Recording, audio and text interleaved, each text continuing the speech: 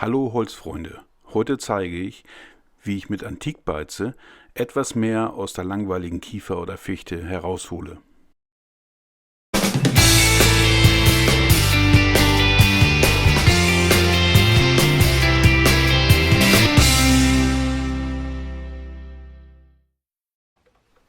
Diese Tischplatte färbe ich jetzt mit Antikbeize.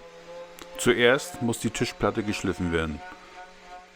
Dazu schleife ich die Platte mit 120er, 220er und 320er Schleifpapier. Anschließend wird das Holz von beiden Seiten gewässert. Das hat den Sinn, dass sich die heruntergedrückten Holzfasern vom Schleifen wieder aufrichten und nach dem Trocknen ein weiteres Mal abgeschliffen werden können. Ansonsten würden sich die Holzfasern gleich nach dem Beizen wieder aufrichten und die Fläche würde sehr rau werden.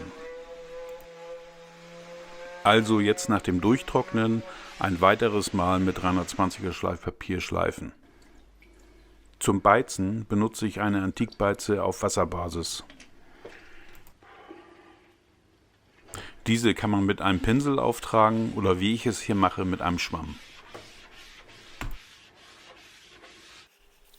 Die Beize verleiht jungem Weichholz das Aussehen von altem, nachgedunkeltem Holz.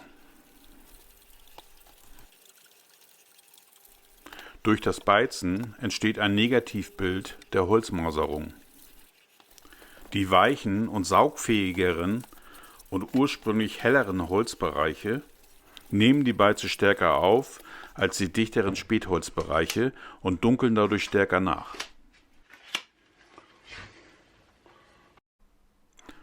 Und hier das fertige Ergebnis. Möchtest du noch mehr Videos von mir sehen? Abonniere meinen Kanal.